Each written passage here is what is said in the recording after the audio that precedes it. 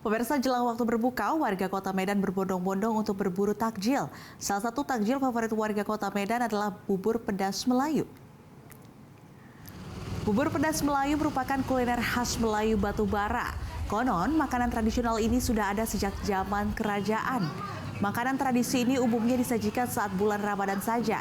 Bubur ini terbuat dari macam-macam sayuran, umbi-umbian, dan juga rempah-rempah lain. Meski namanya pedas, namun rasa dari bubur ini sejatinya tidak pedas. Menu ini biasa disantap masyarakat Sumatera Utara untuk berbuka puasa. Selain bubur pedas Melayu, di tempat favorit warga Medan untuk berburu takjil di depan kampus UMSU ini, juga tersedia menu lain seperti makanan berat hingga minuman-minuman segar. Warga Medan selalu memadati Jalan Mukhtar Basri ini untuk ngabuburit, sekaligus juga untuk mencari takjil untuk berbuka puasa.